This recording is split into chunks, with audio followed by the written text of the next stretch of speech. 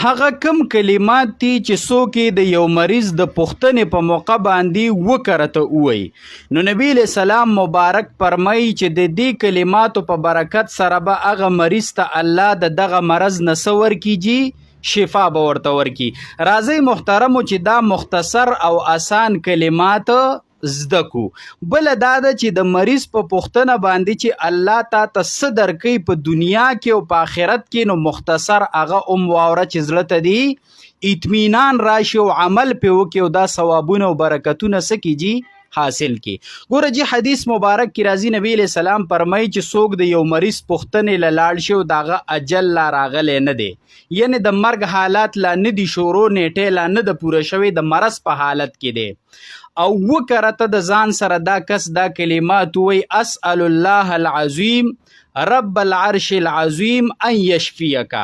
اسأل الله العظیم رب العرش العظیم ان یشفیک وکړه ته دا کلمات وی نو نبی علیہ السلام فرمایي چې دا مریض چې په کم مرض کې مبتلا دی نو دغه مرض نه به ورله الله پاک څه ورکي شفا به ورله ورکړي او صحت به ورله ورکړي. نو پکار ده چې دا کلمات موږ زده کو او په دې طریقه باندې د مریض څه کوو جي پوښتنه کوو. اوس راشه دې خبرې ته چې کوم کس د یو مریض پوښتنې لا د الله د رضا دپاره لاړ شي د مریض پوښتنې لا د مریض پوښتنې لا خو څه کې چې د یو مسلمان رور سره د ملاقات دپاره لاړ شي د الله د رضا دپاره نو د اسمان نه د الله د طرفه فرشته د یو دریو انعاماتو اعلان کوي په دغه انعاماتو ځان خبر کوي چې د دنیا څومره ګټه ده او د آخرت څومره ګټه ده. حدیث مبارک کی راځي ابو هریره رضی الله عنه مبارک فرمایي چې نبی علیہ السلام او فرمایل چې څوک د یو مسلمان مریض پوښتنې له لاړ شي یا د یو مسلمان رور ملاقات له لاړ شي اسې ملاقات له لاړې د هغه پوښتنې له لاړې ملاقات له لاړې خو نیت دی د الله رضا دی ښه صحیح شو لکنه نو د الله د طرفه د اسمان نه فرشتي درې اوازونه کوي. اولنې اواز څه کوي ته د خوشاله اوسې ته دی سی ته دی خوشاله چې د فرشته چې आवाज کوي دا د الله په حکم کوي نو چې د الله د طرفه تا ته ویلې شو چې ته دی خوشاله نو ستا زندگی به د خوشالو ډکیږي او کنه به ډکیږي دا د الله د طرفه اعلان کیږي. یو خدا شو. دویم اعلان څه کیږي ستا تلل دی مبارکي ته چې دی مریض یا د مسلمان رور پوښتنې لا د الله د رضا دپاره تللی نو ستا د تلل دی مبارکي ستا د قدمونه دی سی دا د مبارکي او دارې د برکت نه ډکي. او دریم आवाज دا کیږي چې په جنت کې د ځان د پاره څه تیاره کړه ټکانه تیاره کړه. سبحان الله دا څومره کمال دی دا څومره اجر دی چې په دې باندې الله ورکوي. او بل حدیث کې څه راځي څوک چې د یو مسلمان رور پوښتنې له لاړ شي د یو مریض نو د واپس راتلو پورې دا د جنت په باغاتو کې دی د واپس راتلو پورې دا چرته دی د جنت په باغاتو کې دی. بل حدیث مبارک کی دا راځي چې روایت مفهوم داسې دی الله جل شانه بنده ته فرمایي د قیامت په ورځ چې تا د دې پلاني بنده دا بنده بیمارو تا د پوښتنه کړې وې نو زه به دې د هغه په خوا کې بیا مونتی وې نو که الله بیا مونځئ که نه او د الله رضا او خوشحالي بیا مونځئ نو دا د مسلمان مریض په خوا کې ده نو چې په کاره چې موږ لاړ شو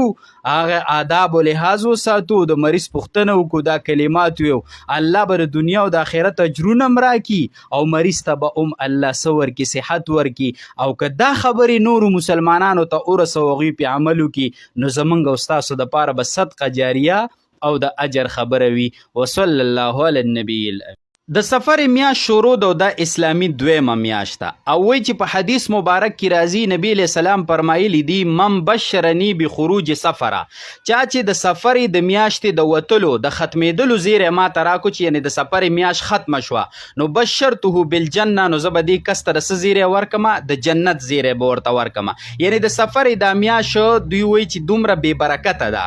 او دومره سپیروالی دی په دې کې دومره بلاګانې او مصیبتونه د اسمان نه راځي دومره د جناتو بد اثرات په دې میاشت کې سیوا وي چې کله دې میاشتې د وتلو د ختمېدلو زیری چا ماته راکو نو زه به ورته د جنت زیری ورکم. دا معلومات کو چې آیا دا خبره واقعي د الله پیغمبر فرمایلی ده، دا حدیث دی که نه دی؟ او د سفر د میاشتې متعلق چې په خلکو کې څه مشهور دي او څه نظریه لري په دې یو څو خبرې کوو، او په دې کې چې په مسلمانانو کې کم خاص رسمونه دي په هغې یو څو خبرې کوو، مختصر الفاظو کې ځان پې باندې پوهه کوي. ګوره جي اول دا خبره کول چې دا نبی علیه السلام فرمایلي چې دا چا د سفر د میاشتې د وتلو زیری ماته راکړه زه به د جنت زیری ورکم، دا د الله په پیغمبر باندې دروغ تړل دي. دا منګڼته خبره ده، دا موضوعي خبره ده. هیڅکله د الله د پیغمبر نه په یو ضعیف روایت سره دا خبره ثابته نه ده جی. دا ځان سره یاد ساتي. او حدیث مبارک کې راځي نبی علیہ السلام فرمایي چا چې په ما باندې دروغ وتړل، په ما دروغ وویل، نو په جهنم کې د ځان د پاره څه تیار کړه جی؟ ټیکانې د ځان د پاره تیار کړه. نو لہذا دا قطعا م بیانوي او م په دې باندې عمل کوي. دا خبره دروغ ده، دا حدیث نه دی او دا منګڼته خبره ده. بل خبره دا چې د سفر د میاشتې متعلق په خلکو کې دا مشهوره چې په دې کې مصیبتونه او بلاګانې راځي، په دې کې د جناتو اثرات سیواوي، دا میاشت بې برکته ده، دا سپیره ده، په دې کې خادي کول بې برکته او سپیره دي. صحیح شو لکه نه؟ دا خبرې غلطی دي او دا د جاهلیت د زمانې چې اسلام نو راغلی د هغه زمانې رسمونه او غلط وهمونه دي چې په خلکو کې مشهور دي او بیا راچلیدلي دي زمونږ په پخوانو مسلمانانو کې. په دې دور کې چې کومې مشرانې ښځې دي، بوډایګانې یا بوډاګان سړي دي، په هغوی کې اوس هم دا عقیده او نظریه پرته ده چې دا میاشت بې برکته ده، دا سپیره ده، په دې کې د اسمان نه بلاګانې او مصیبتونه راځي او د جناتو د شریر مخلوق بد اثر په دې کې سوي جی دا سیواوي. نو دا یاد ساتي چې د الله پیغمبر دا خبره رد کړې ده، لا عدو ولا سفر ولا هامته. د سفر د میاشتې متعلق چې په خلکو کې څه مشهور دي دا بالکل غلط دي او دا د ځانه جوړې شوي څه دي جی خبرې دي. نو لہذا دا نظریه خو به څه کوي جی